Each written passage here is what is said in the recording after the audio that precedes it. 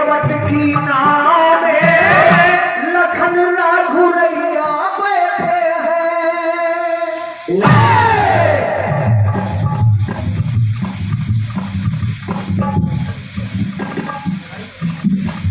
और ये आपने कुछ आपने गीत में नाम भी लगाया, जैसे गंगा राम, मनसा राम, ये तमाम प्रकार की बातें भी लगी हैं।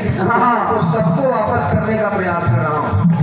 पहली बात, नाव में लखन रघुरैया बैठे हैं, फिर पत्तों की छांव में किशन कन्हैया बैठे हैं। फिर एक बात आपने बड़ी बढ़िया लगाई कि मिलने की चाव में छोटे से गांव में बाप और मैया बैठे हैं। बेटे को भान नहीं रहता, ऐसा आपने लगाया है और प्रयास कर रहा हूं। सुनिएगा, अगर अच्छा लग जाए तो। ये सामान्य श्री दीपक यादव जी मोहम्मदपुर, ये 21 पत्र बन रहे हैं हमारे गुड्डू भैया के लिए। भैया आप ले लो।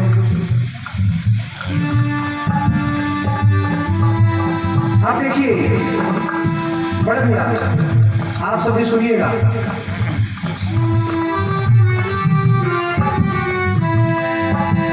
मायापति है रचते अनुपम, माया राम है।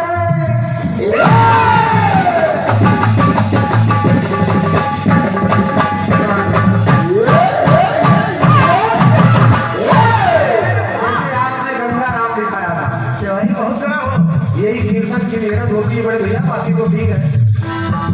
कि मायापति है रचते अनुपम, माया और दया सिंधु है करके जनों में, दया राम है। जो सबसे दया करते हैं वो दया राम। बिल्कुल दया राम।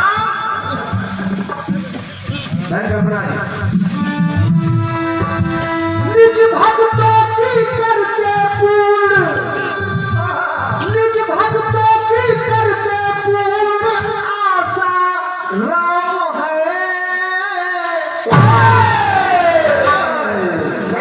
ये वो वाले आशा राम ना समझिए,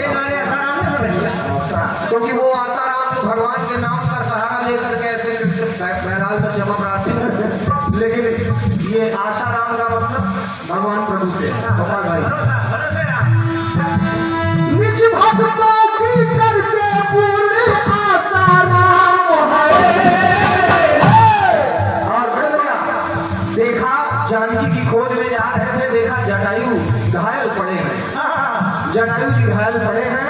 जब जटायु जी घायल पड़े हैं तो भगवान श्री राम ने जटायु जी को अपनी गोद में ले लिया। दादाजी, जटायु जी को अपनी जो गोद में ले लिया तो लिखना पड़ा। क्या भी सुनिएगा। निज भक्तों की करके पूर्ण आशा राम है। जटायु जी को जब गोद में ले लिया भगवान श्री राम ने तो प्रेम में विभोर है, प्रेम में विभोर है, दुख से सराबोर है। गोद ले रघुरैया बैठे हैं। किसको? जटायु जी। गोद ले रघुरैया बैठे हैं और संग लखन भैया बैठे हैं।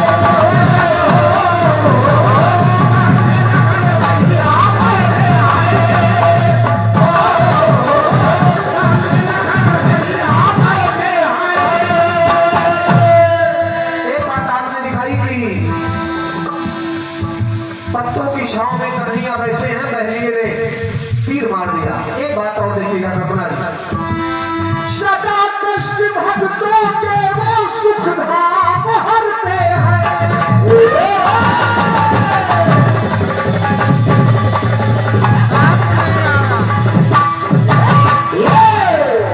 सदा कष्ट भक्तों के वो सुख धाम हरते हैं। भक्तों के खातिर वो कितने रूप धरते हैं। अपने भक्तों के संकट को हटने के लिए भगवान कोई भी रूप बना देते हैं। तो सुनिएगा, परमेश्वर हो करके क्या क्या काम करते हैं।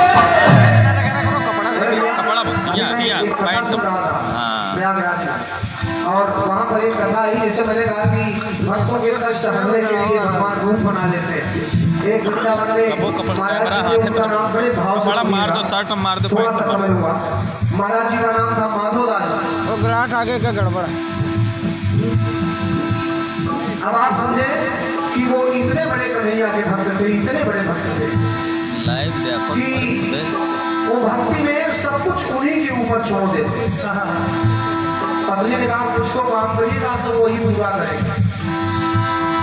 अब एक समय आया, ऐसा आया कि जब उनकी बिटिया की शादी का दिन आया, मैं क्षमा चाहूंगा, उनके बिटिया के शादी जहाँ थी, उनकी सास ने, वो जानती थी कि गरीब है, कुछ दे नहीं पाएंगे, तो गोद भराई होती है, माताएं जब गर्भ से रहती हैं, तो संदेशा भेजा गया कि फला तारीख को गोद भराई है, आ जाओ। तो माधवदास जी ने सोचा कि भाई क्या लेकर भेजा। अब उधर बिटिया ने सोचा कि मेरी सास जान रही है कि मेरे पिता गरीब हैं, वो इनकी बेइज्जती करने के लिए बुला रही है, कुछ है तो है, तो क्या लेकर के आएंगे। तो बिटिया ने कहा कि मेरे पिताजी आए, उनकी बेइज्जती हो, इससे पहले मैं फांसी के फंदे पे झूल जाऊंगी।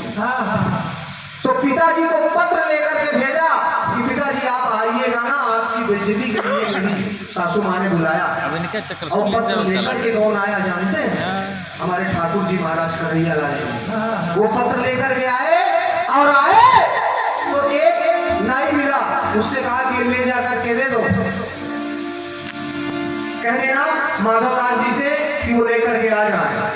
जब माधवदास जी सब कुछ लेकर के चले, उनका ठाकुर का दिया जो था, तो कन्हैया जी छोटे से ठाकुर बच्चा बन करके उनके साथ गए और जैसे ही पहुंचे वहां पर इतना सोना, इतना धन दिया उनकी सास को, उनकी बिटिया की सास को, कि बाद में जब ज्ञात हुआ तो उनके चरणों में गिर पड़ी। कहने का तात्पर्य कि अगर भगवान से प्रीति आप सच्ची लगाते हैं तो आपके लिए कुछ भी करने के लिए तो